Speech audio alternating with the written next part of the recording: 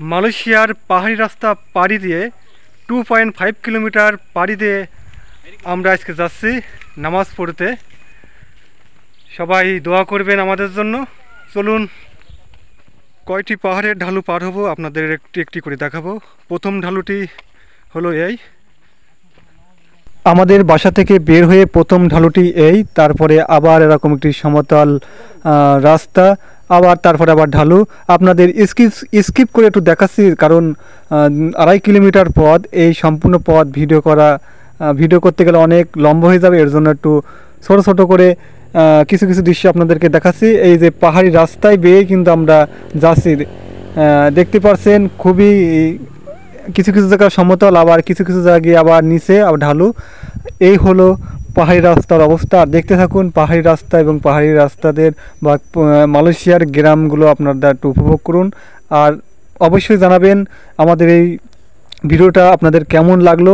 সবাই মিলে শুক্রবারের দিন, জুম্মার দিন নামাজ পড়তে যাচ্ছি পাহাড়ি রাস্তা বেয়ে, কিন্তু 2.5 কিলোমিটার দূরে। আর তারপরে 2.5 কিলোমিটার দূর, তারপরে আবার পাহাড়ি রাস্তায় হাঁটতে তো কেমনটা কষ্ট লাগে, যারা পাহাড়ি রাস্তায় চলাফেরা করছেন তারাই ভালো জানবেন। পাহাড় থেকে ওঠার সময় কষ্ট তো হয় বেশি, কিন্তু পাহাড়ি রাস্তায় যখন পাহাড় থেকে নিচের দিকে নামি তখন খুবই ভালো লাগে। প্রিয় দর্শক, দেখতে পাচ্ছেন খুবই চমৎকার পরিবেশে পাহাড়ি রাস্তা বেয়ে বেয়ে নামাজ পড়তে যাওয়ার মজাই আলাদা। এবং তার সাথে পাহাড়ি যে লোকেশন বা পাহাড়ি কন্যাগুলো দেখতেছে, পাহাড়ি কন্যা বলতে পাহাড়কে আমি কিন্তু বুঝাইছি, এখানে আপনারা অন্য কিছু ভাববেন না।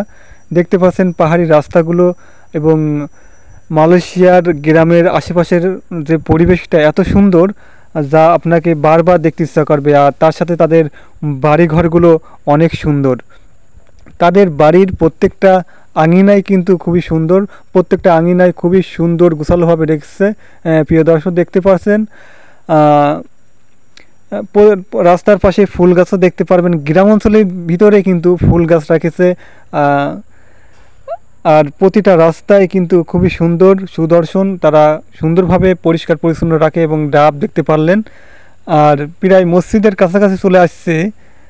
প্রিয় দর্শক, দেখতে পাচ্ছেন হাঁটতে হাঁটতে কিন্তু আসছি, এবং প্রত্যেকটা বাড়ির আঙিনায় ফুল গাছ, সবজি চাষ, অনেক রকম চাষাবাদ তারা করে।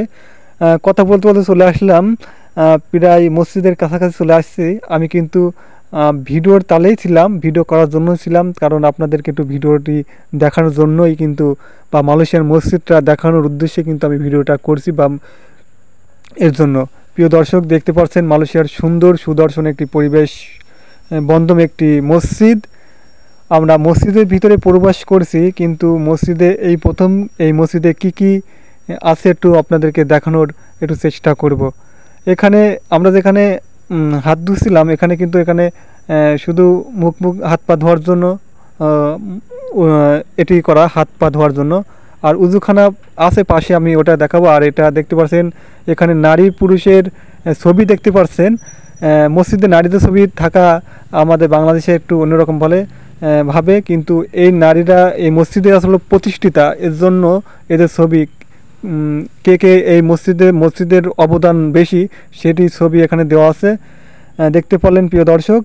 আর সামনে কিন্তু দেখতে পাচ্ছেন ওই যে উজুখানা, এখানে আসলে মসজিদের ভিতরেই উজুখানা, ওখান থেকে হাত পা ধুয়ে এখানে উজুখানা করতে পারে। আর ওই পাশে কিন্তু মহিলাদের মসজিদ, পাশে নামাজ পড়ার, ওইটি ভিতরে যাওয়া নিষেধ, এর জন্য আর ওইটি ভিডিও করতে পারলাম না। প্রিয় দর্শক, দেখতে পাচ্ছেন 3 পাশেই বারান্দা। আর এটি আসলে মসজিদের ভিতরে ঠান্ডা পানি এবং গরম পানি, আমি এটি খাবো, ঠান্ডা পানি খাবো, কারণ মালয়েশিয়ায় প্রচণ্ড গরম, ঠান্ডা পানিটা বেশি চলে। প্রত্যেকটা মসজিদে গেলেই বুঝতে এই ঠান্ডা পানিটা থাকে। আর দেখতে পাচ্ছেন মসজিদের ভিতরের অংশ কত সুন্দর, সুদর্শন, দেখলেই মনটা ভরে যায়। খুবই খোলামেলা মসজিদ, এখানে কোনো এসি নাই, সবই ফ্যান, তাও ঠান্ডা। আর এই কালো এটা দেখতে পাচ্ছেন, এটা কালো টাকার বাক্স, বা যে যা দান করবে সেই এতে দান বাক্সে দেবে, কেউ টাকা তুলবে না, এখানে এই নিয়ম।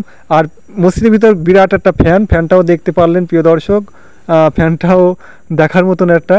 আর মসজিদের যে ভিতরের যে হুজুরটা একটা আমাদের দেশে গোল থাকে, কিন্তু মসজিদে যে নামাজ পড়ে মসজিদটা থাকে, ওখানের অবস্থানটা দেখতে পারলেন খুবই খুবই বড় সড়ো রুমের ভিতর, সামনে আবার লাইব্রেরি আছে। আমি দূর থেকে ভিডিও করছি। আর দুইও দর্শক, দুই পাশে দুইটা মনিটর আছে। এই মনিটর কিন্তু অটো আজান সিস্টেম এই মসজিদে আছে। মালয়েশিয়ার প্রত্যেকটি মসজিদে অটো আজান হয়, বা মর্জেন লাগে না, অটোমেটিক আজানের টাইম হলে আজান শুরু হয়ে যায়। সে একটা মনিটর লাগানো। আর প্রিয় দর্শক, দেখতে পাচ্ছেন মালয়েশিয়ার মসজিদগুলো খুবই সুন্দর, পরিবেশটা খুবই সুন্দর, এবং বিশেষ করে ভালো লেগেছে হুজুর এবং মর্জানরা যেখানে নামাজ পড়ায় ওখানকার দৃশ্যটা আমার কাছে সবচেয়ে ভালো লেগেছে। প্রিয় দর্শক, দেখতে পাচ্ছেন খুবই সুন্দর লাগতেছে। আপনাদের এই মসজিদটা কেমন লাগলো অবশ্যই কমেন্ট করে জানাবেন, আপনাদের মতামতটি জানাবেন, এবং আমাদের ইউটিউব চ্যানেলটি সাবস্ক্রাইব করবেন। যারা ফেসবুক পেজ থেকে ভিডিওটি দেখছেন অবশ্যই আমার পেজটি ফলো দিয়ে পাশে থাকবেন। আর দেখতে পাচ্ছেন মালয়েশিয়ার গ্রামের মসজিদ। প্রিয় দর্শক, চলুন একটু শুনে আসি মালয়েশিয়ার হুজুরের জুম্মার দিনের খুতবা। Sidang Jumaat yang dirahmati Allah Subhanahu wa Ta'ala. Pergaulan bebas merupakan salah satu penyakit yang melanda umat pada masa kini. Pada zaman pasca modernisasi ini, masalah pergaulan bebas ini sering berulang kerana kekurangnya didikan agama. Remaja bergaul bebas tanpa mengira jantina menyebabkan generasi muda yang melihatnya terpengaruh serta memberi impak negatif.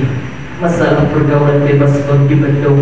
Tidak semua pihak termasuk agensi kerajaan atau bukan kerajaan bersama-sama berganding bahu memandras masalah। প্রিয় দর্শক, শুনতে পারলেন মালয়েশিয়ার মসজিদের খুতবা। আমি মসজিদ থেকে বের হলাম। এখানে বেশি অংশ মালয়েশিয়ার মানুষেরা বেশিরভাগে মোটরসাইকেলে চলাফেরা করে বা গাড়ি ঘোড়াতে চলাফেরা করে। তারা সবাই মসজিদে এসেছে মোটরসাইকেল বা বিভিন্ন ধরনের যানবাহন নিয়ে তারা মসজিদে আসে, শুধু আমরা বাঙালিরা ছাড়া।